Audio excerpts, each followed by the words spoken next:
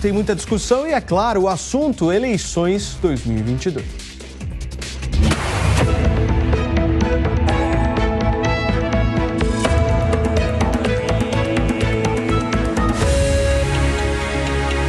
Eleições 2022. Não é, nunca foi e continuará não sendo.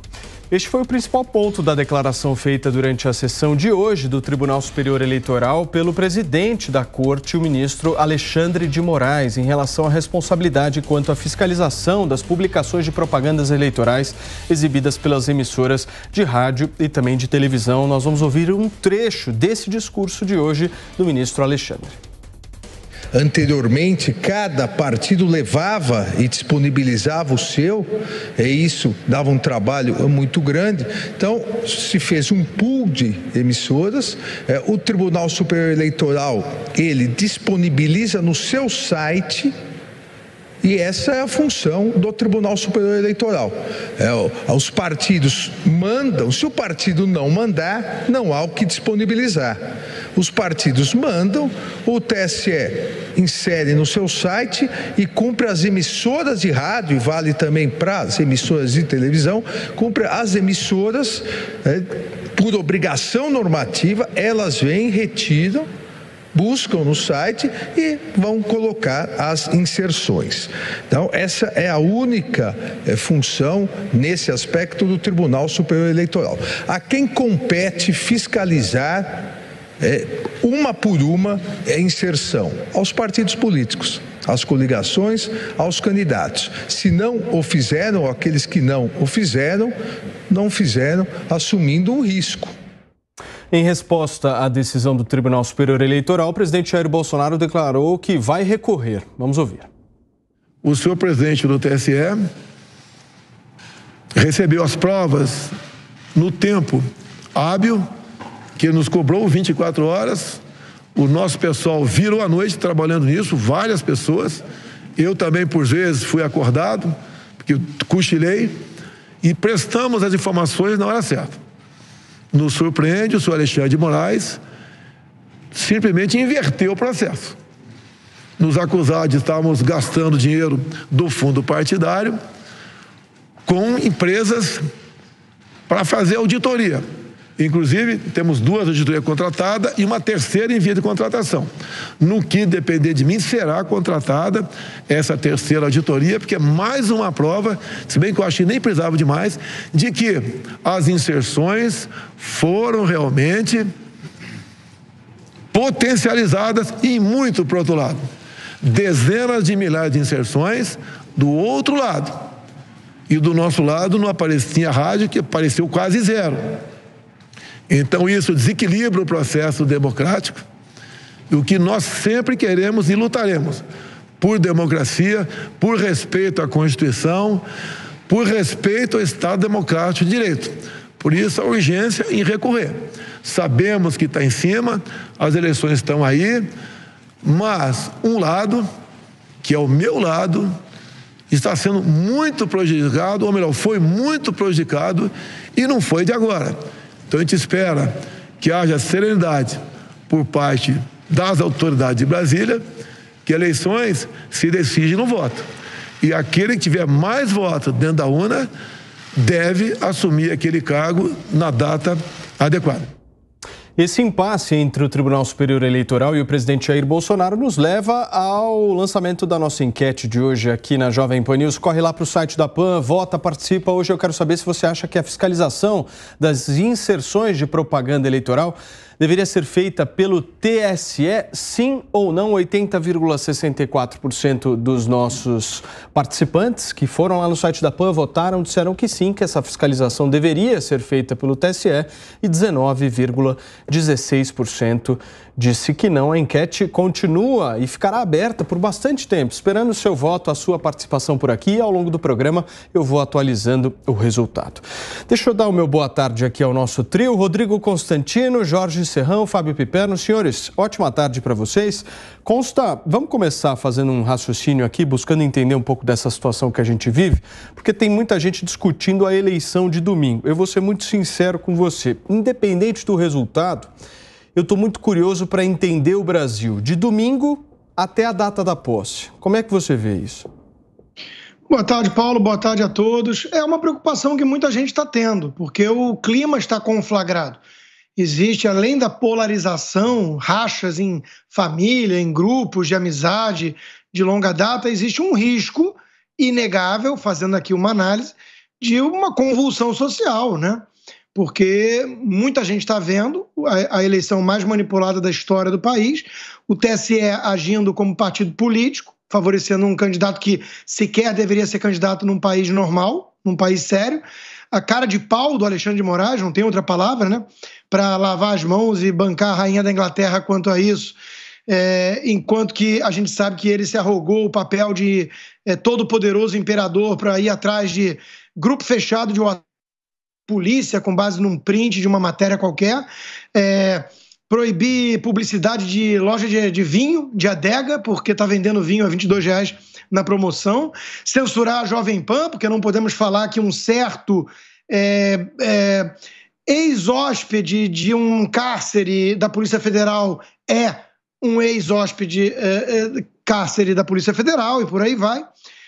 E de repente ele está perseguindo todo mundo nas redes sociais, está controlando tudo, mas de repente nas inserções das rádios não tem nada a ver com ele, com o TSE, nem nada. Então, de novo, isso é a ponta do iceberg, Paulo. Todo mundo está vendo o que está acontecendo. A imprensa, a velha imprensa, o TSE, o STF, todo esse esforço homérico para lavar o passado do Lula, né, que o condena e que nós sabemos o que ele fez no verão passado.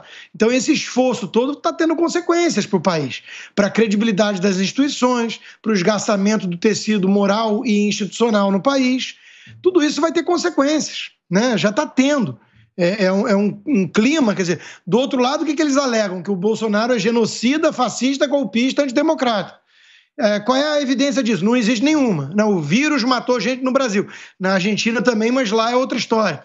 Então não tem nada concreto. Né? Com base nessa premissa e nessa única premissa absurda, Bolsonaro é uma terrível ameaça à democracia, um genocida fascista em potencial, eles estão apelando para o vale tudo. E esse vale tudo está tendo consequências. Muitos brasileiros, trabalhadores, honestos, decentes, atentos ao que está acontecendo, eles não estão gostando nada dessa palhaçada, né? Desse teatro da democracia que a gente está vendo aí e que tem tudo menos apreço sincero pelas instituições democráticas do país. Então é um clima muito puxado, muito pesado, né? E vamos ver, Paulo, eu torço sempre pelo melhor. Mas como diz um ditado chinês, torça pelo melhor e prepare-se para o pior e receba o que vier. O Constantino citando o ditado chinês, Piperno. Ventos novos estão chegando, hein? Isso aí é estranho, hein, Constantino? Esse provérbio é bom. Muito bem. Piperno, vamos lá. Vamos tentar fazer um raciocínio aqui com a nossa audiência. 2 cenários. Eleição de Bolsonaro, eleição de Lula. Eu quero entender o Brasil em novembro e dezembro. Boa tarde, Paulo, os colegas, a nossa audiência. Primeiro eu quero confessar para você que eu fiquei assim, muito surpreso com todas essas explicações que o ministro Alexandre de Moraes deu. Porque, afinal de contas, é praticamente assim, uma cópia do que eu falei aqui ontem, né? O papel de cada um, o que caberia, o que cabe ao TSE, porque não sou eu que determinei, não são os meus colegas juristas eleitorais, mas sim o que está lá, na regra, na lei, e aquilo que o tribunal oficialmente reconhece como suas incumbências. E detalhe, não é a atual formação do TSE que inventou isso. Ele está interpretando aquilo que ele já herdou, né? Essa resolução, por exemplo, que a gente discutiu aqui ontem, 23610, ela é de 2019. Alexandre de Moraes ainda não era o presidente dessa corte.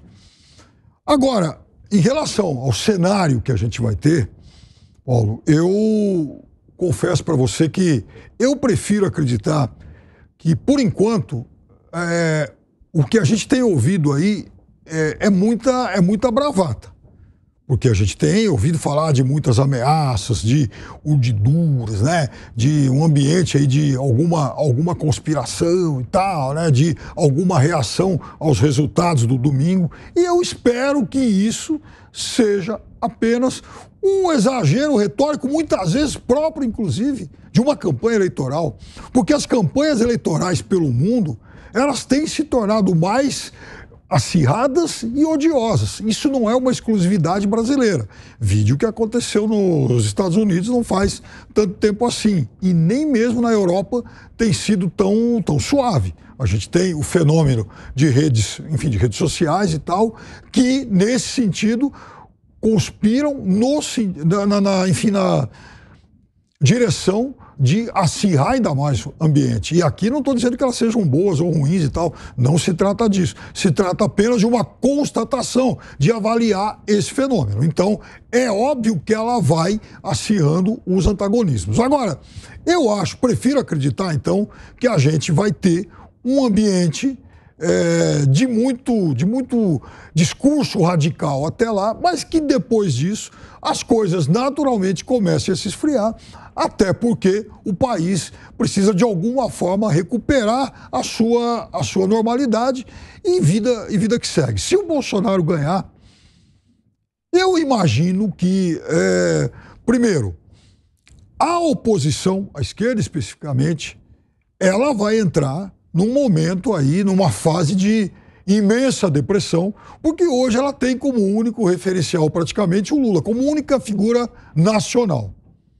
Se o Bolsonaro vencer, não vai ser fácil, até a próxima eleição, construir uma outra figura, e eu acho que aí, inclusive, abre-se um campo imenso para uma personagem como, por exemplo, a senadora Simone Tebet, que para mim já é uma das grandes vencedoras desse período eleitoral.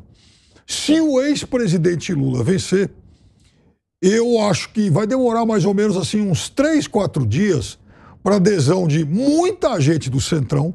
Ele vai procurar, sim, alianças em partidos, em figuras mais conservadoras, como já fez lá atrás em 2002, logo após vencer, só que agora eu acho que isso vai ser de uma forma ainda mais franca e aberta, porque ele, como político experiente e hábil, sabe que precisa mais do que nunca desse outro lado. Aliás, eu falava isso um ano atrás. Então não seria novidade nenhuma para mim se daqui a pouco Lula começar a se encontrar com gente do União Brasil, algumas figuras do PP, principalmente lá do Nordeste, eventualmente até mesmo algum quadro do PL também lá do Norte e Nordeste do país, fora MDB, PSD e tal, no sentido de formar um grande governo de coalizão. Muito bem. Serrão, eu faço a mesma pergunta que eu fiz para o Constantino e para o Piperno para você. Muito bem, saudações, meus amigos, meus amados haters, né? Hoje é o dia da conscientização sobre o gato preto. Que efeméride doida é essa que tem no Brasil? Também é aniversário de Luiz Inácio Lula da Silva, parabéns e saúde a ele. E também um ano da nossa TV Jovem Pan News. Maravilha. Feitas as homenagens, vamos aos fatos. Alexandre de Moraes, presidente do Tribunal Superior Eleitoral, fez o discurso que se esperava dele, né? É sempre no Brasil assim, filho feio não tem pai. Quando dá M, ninguém assume a culpa por nada. O tribunal se joga ali numa resolução para dizer que ele não tinha responsabilidade sobre a fiscalização da propaganda eleitoral.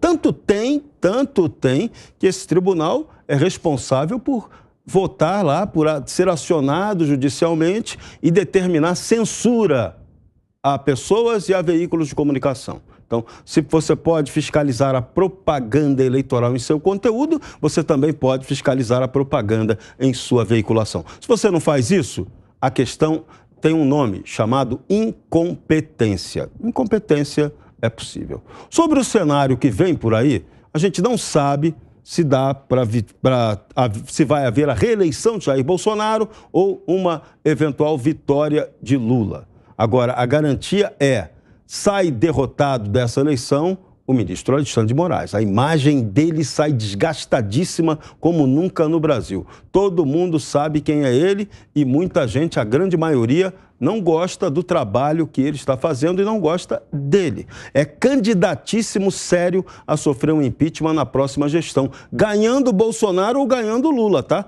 Até porque não é só Bolsonaro que é contra ele, não. Lula não vai querer uma pessoa tão forte, uma sombra tão poderosa, governando ali paralelamente o Brasil, como está acontecendo hoje. E Lula na eventual vitória dele, ele vai ter um trabalho de costura política muito grande, porque ele já tem hoje a minoria do Congresso Nacional contra ele. Mas costurar com um político corrupto no Brasil é muito fácil. Essa composição, essa grande coalizão citada pelo Fábio Piperno, no Brasil ela é facinha de fazer. O Bolsonaro fez, juntou o Centrão com ele, por que outros não vão fazer isso? Pode fazer da maneira honesta ou da maneira desonesta. O político gosta de estar com quem está no poder. Então, esse é o ponto. Agora, se Jair Bolsonaro não vencer a reeleição, esse é que vai ser o grande problema, a grande questão até o fim do ano. Porque a gente ainda vai ter muito tempo, 2 meses ainda, de presidente governando, mesmo não tendo vencido a eleição, e aí caberá a ele tomar decisões que podem ser drásticas ou não, em vários sentidos, sobre muita coisa de errado que ficou desse processo eleitoral. Lição importante de tanta coisa equivocada que aconteceu. O Brasil precisa ser passado a limpo, precisa rever essa legislação eleitoral absolutamente anacrônica, o papel do Tribunal Superior Eleitoral tem que ser revisto, uma corte fundada em 32, que foi fechada depois em 37 pelo Vargas, depois reaberta em 45. Então isso tem que ser revisto. O papel dela aos 90 anos é de uma velhinha esclerosada que não está funcionando bem para cumprir o seu papel. E tem que ter o aprimoramento eleitoral através da materialização da contagem pública do voto. Então esses são desafios políticos para depois dessa eleição. Vença quem vencer. Muito bem. Piperno, você me pediu, por favor? Não, eu pedi porque continuam saindo números de várias pesquisas e esses levantamentos eles têm coincidido. Os placares são muito parecidos na semana toda. Agora há pouco, então, pesquisas Atlas e Datafolha dando Lula 53, Bolsonaro 47, estabilidade. O que não significa que a eleição esteja definida. E aí eu chamo a atenção para um dado de mais um levantamento de EnelQuest, divulgado ontem.